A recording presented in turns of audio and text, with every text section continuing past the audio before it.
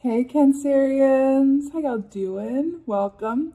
We're going to be taking a look at your second half of our general reading here. So, in your meditation, short but very sweet, I saw an image from the film Nightmare Before Christmas. Just like so perfect for this time of year. So, I saw Jack Skellington in a scene from that film. If you haven't seen it, it's okay. I'll walk you through it. It's an image where he's in the graveyard and he's singing. I can't remember the song he's singing, but it's a bit of like a Hamlet moment for him, where he's really contemplating his place in his current world and desiring change. And it's a certain like Four of Cups energy, where it's like, oh, I'm kind of dissatisfied with the way things are. I'm thinking these deep thoughts. I'm out here in the moonlight. And I just saw him like being in that setting underneath the moon and really sitting there and really contemplating all of these things on it. And he believes he's on his own. He's got his dog, near him, Zero, but he's being watched in that scene of the film by the character Sally, who turns out to be his love interest, right? But the point of this is that up until this point and at this time, he doesn't know he's being watched by her. He doesn't even know that she's like madly in love with him and such a fan. And it's just by, how they say, like, the way to, attract your best opportunities, your best alliances, your best relationships, your best reality is to really step into the full light of who you are, so that those that are vibrationally matched to you can find you. It's like that saying, if your light is on, right? It feels like that. It feels like that. The fact that it was under a full moon as well, you being Cancers, that's your ruling planet. So I feel like this is very specific to you, in the sense of when we think about the moon, our moon signs, it's our factory settings, right? There's an aspect of who we inherently are from a soul place that we don't always like lead with or advertise, right? So that's a Jack moment too, that he thinks is private, where he's really allowing his inner heart and inner thoughts and feelings to really be expressed, again, when he thinks in a private space. So what I'm taking from this, I feel like there is, and I want to take an aspect of this literally. I don't want to say like, you're being watched, but I feel like it's more like your light is on. You're living your authentic self in a way by connecting to who's truly you. You're not putting a facade on. You're not coming from a place of like, I'm doing what other people want me to, because within that context of the film, he's desiring something different. Everyone around him, Town, right? Is it Town? I think it's called, anyway, Land, loves the status quo, loves how things are. And he's like, no, I want to switch this up. This doesn't feel like it's right for me anymore. But not really knowing what to do with that or where to go with that, right? So I feel like this is an aspect of you being authentically yourself, right? That is allowing your light of vibration, right? To alert others to your presence. So I feel like someone or corporation or company or someone important or group is being made aware of who you are. They either like see you out and about, or they see a picture, something like that, where your work precedes you, or by reputation, or social media, like someone stumbles upon you. It's like, oh God, they're perfect for this, or oh God, I got to reach out to them. I just feel it.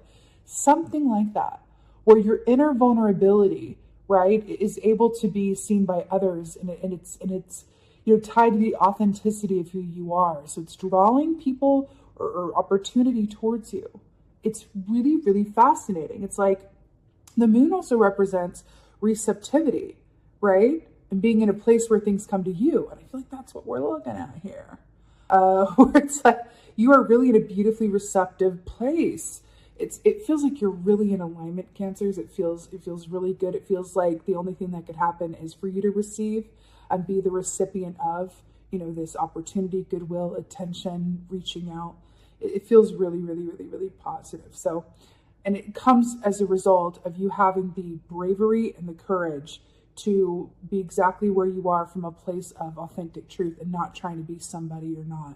Really brilliant. It feels like a reward is just coming as a result of that. It's a vibrational thing. It's a law of attraction, right? Really, really beautiful. So with that being said, let's go ahead and see what your cards say. Hey, Cancerians, let's go ahead and see what your animal energy is for the second half of animal. I mean, when it's good, it's great. Okay, you got the cosmic egg here. That circle there represents that of spirit. This is a major arcana, and even more so, like, it's just even above a major arcana, because it speaks of like you being in a place of destiny, fate alignment. Really beautiful. So this equates to that of the world key in the tarot, which is like victory, successful completion of a given cycle, rewards, acclaim. It's throwing your hat up in the air and going, yay! It's such a stunning energy and so perfect that we're seeing this as a result of like coming off of that meditation. This is exactly what we were talking about. Now, fascinating fact. This drawing originally was created by Jacob Bryant and I found this image years ago in an old alchemy book, like the friend's mom had. It was she had an amazing library. And I found this image and I read up about it at the time. I was like a teenager. And it talked about how it represents the birth of the philosopher and how this is the snake wrapped around the Orphic egg, right? And it was during this, time of enlightenment where, really thinking about, these big questions about, how things are versus what's working, what not working, and going into a brand new cycle. So it's fascinating that with Jack Skellington, like in the meditation, thinking these deep thoughts, he is the philosopher in the scene that I was seeing. So it's really fascinating that that's coming up as a bit of a synchronistic moment as well. But this speaks of just like, you did it, Cancer. You have completed some aspect of your cycle, and the only thing that can come next is the Fool. Because the world is the end, and then we begin again with the Fool, which is brand new, fresh starts, new beginnings, and taking a leap of faith. So you're really in for a new cycle here. It feels incredibly positive. Let's see. That took no time at all. So we're starting with another major arcana in the form of the Emperor. Let's talk. So this is Aries energy. This is about responsibility, the patriarchy, really sitting in the full scope of your own authority and your responsibility. So what's interesting is I feel like this is an aspect of your energy that has gotten you to where you are, right? Also, I got to point it out, Jack Skellington was the emperor. He was the head of the town. He wasn't the mayor, but I forget his title, but he was the king. Like the king of Town. Please correct me in the comments. I don't know if it is Town. Help me out. A Nightmare Before Christmas aficionados. So it's interesting. The weight that he felt, he felt responsible for a lot of other people. And so it was sort of that practiced vigilance and authority and responsibility that allowed him to retain that position. But it was also the weight of everything, right? Like heavy lies the head that wears the crown. So there's that aspect of this as well. But I really feel like for you, there's an aspect of your path that says like you've been very vigilant to get to where you are. You've made some good choices. You've made responsible choices, right? And you're finding possibly that within the scope of your own experience, you'd be questioning and wondering like what life looks like on the other side of where you've been. What are some possibilities or potentials that could come through to you, and what might those look like, right? Really thinking those deep questions. But also talk about being noticed and in the spotlight. It's, part of this could also be coming as a result of you making decisions or going about your work in a way that gets you noticed, right? Okay, what else is going on here? This is just like the reading of the major arcanas today.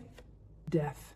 So Scorpio energy, this is really, it's not surprising at all. It's another aspect of the cosmic egg in that it represents the ending of one cycle and the beginning of a new one. So we were talking about this, but this is transformation, it's change. There's an aspect to this as well that sort of speaks of, it calls into, awareness, your relationship to change. How do you feel about transformation? How do you feel about things looking quite different for you? What in your life, right, wants to be transformed or left behind or repurposed so that you can welcome the new? Because I'll tell you this, in my experience, the universe will not bring you anything that you desire that's new unless you are already balancing well what you already have going on. It's kind of like storage space on a phone or a computer. Like if you're about at maximum storage, you can't bring anything new on there. You got to clear out some of that storage. And I feel like you're being asked to do this because what's coming on the other side of this cycle, you're going to have new stuff that you want to implement. Remember the Fool energy, right? So I feel like this is called, like, how can you clear out your storage space? It could be something like really pragmatic, like I might want to stop doing this activity that takes up time. I want to leave room for something new, or maybe I want to shift work hours, or maybe I want to step away from this work and take some time to do something else. Maybe I want to spend more time at home, or maybe I want to take some time to travel, or maybe I want to spend more time with the family. It's really about rearranging that storage space, as it were, releasing things that you can, have new things come in. And it feels like, as the Emperor, it's you're doing this from, it's not arbitrary. It's something that you're consciously going about doing, which makes sense, because for this time of year, it's very natural to look at where you've been in order to consider where you're going. 2022, that was a ride. So what do you want to bring over into 3, and what can stay in 22, so that you have room for newness in 3, right? Because we are looking at a full plate here. Right. Another full moon, you don't say. I have to tell you something. I love when this comes up for Cancers. I do. I love when it comes up for Cancers, because first of all, that is your ruling planet of the moon, like we talked about. But 8 of Cups is brilliant, because when we align ourselves to this energy and we accept this opportunity, we are willing to move away and leave behind experiences, people, places, things, aspects of ourselves that are keeping us from our wish fulfillment. Because what's on the other side down this river? It's 9 of Cups, which is wish fulfillment and an abundance, right? So this is another aspect of what we were just talking about, of clearing up some of that storage space, right? But here's the thing. The fact that this is Cups and this is coming up in this context, I do feel like some of the clues around what wants to be cleared from the storage space take up emotional space. It's something that is an emotional matter. It could either really, take a lot out of you emotionally, or something about your work or how you operate your relationships just feels like it's taking up a lot of emotional space. And you're like, you know what? I want to clear some of this so that I have more room, not just for new things, but for me, so that I have more emotional availability, right? You really could be in a line of work or in situations or even caretaking other people who require a lot of emotional availability and a lot of emotional bandwidth. And it's just going, could we shift some of that? Could we change up the ratio on that, so that I have some more space for myself, or space for other people or things? There's something about this. Being willing to let go of certain things in favor of what's to come, right? Even though you don't know exactly what it's going to look like, the universe will reward you. And I cannot even, maybe one day I'll tell you about it in This Is Me series, but I cannot tell you the number of times in life that I've made those hard choices and decided to walk away from things, or shift something, or edit something that felt scary to do so, but the universe rewarded me soon after by bringing me something new to fill that void. So this is the fact that this is coming through for you, and we're looking at the end of the year here before going into the new one. It just feels very, very timely. Also, salmon medicine says that, and also fish medicine in general, says that we align with what is ours by going with the flow, right? That's the river. That's the salmon. We align by going with the flow.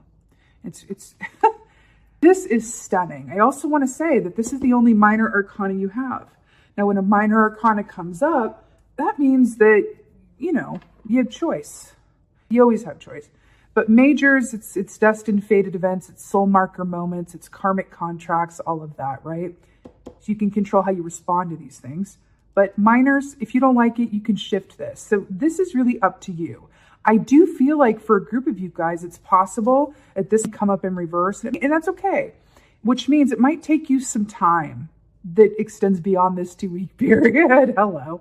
It might take some time for you really to get to the core, like having your Jack Skellington Hamlet moment, where you're really, really thinking those deep thoughts of, let me be honest and really connect in with myself, my emotional core, moon self, and what is really working and what's not. What do if I'm really honest with myself, like, what do I really want? Where do I want to be? How do I want to, more than anything, how do I want to feel, right? It can take you a little bit more time to get clarity around that so that you can move on down this river, but all good, right? So let's go ahead and get some advice. Some advice from the Cancers. I'm hearing intuitive dreams. Pay attention to your dreams, because I feel like some of that can be illuminated. Oh, hello, hello, hello, and goodbye. Hello again. Wheel of Fortune is your advice. Another major. Allow the wheel to turn, embrace change. Know that what's coming this is so brilliant. Did I not say that things are coming to you. You've been noticed. The word has gotten out. You're attracting through a vibrational place, people, places, things, opportunities. They're aligned to your authentic self. Hello. This is you attracting an opportunity with a boss that gets you. This is you attracting an opportunity with a partner that really sees you and appreciates you for who you are. This is you attracting, situations and opportunities that are directly aligned with your soul purpose and that don't feel like work and just feel like it's just really satisfying on a deep soul level. Allow the wheel to move in your favor. This is really saying embrace change. Look at that snake here, like on the cosmic egg.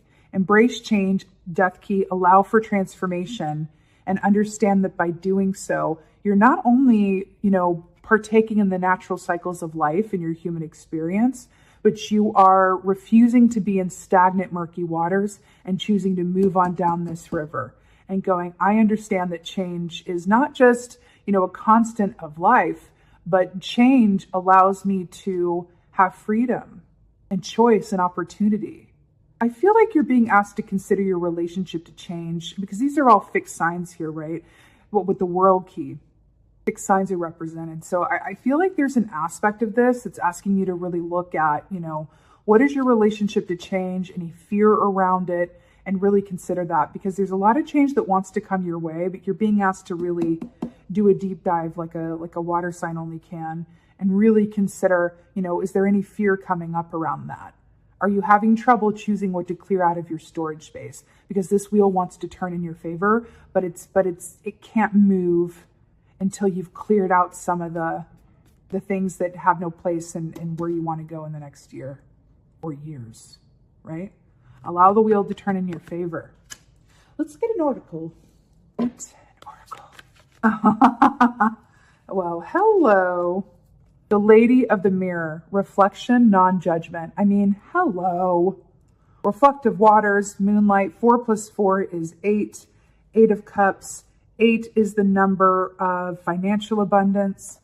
Reflection, non-judgment. This is exactly what we've already been talking about. Really looking at your relationship to change, what you'd be afraid of, what you're unwilling to let go of, and honestly, just getting really honest with yourself. Right? What is no longer working? What wants to be transformed? It might feel a bit scary because you don't know exactly what's on the other side of it. But if it's not working, then it's not worth holding on to for any reason. Right? This is really beautiful, Cancer. I'm also with this, the non-judgment part. I want to talk about that for a minute.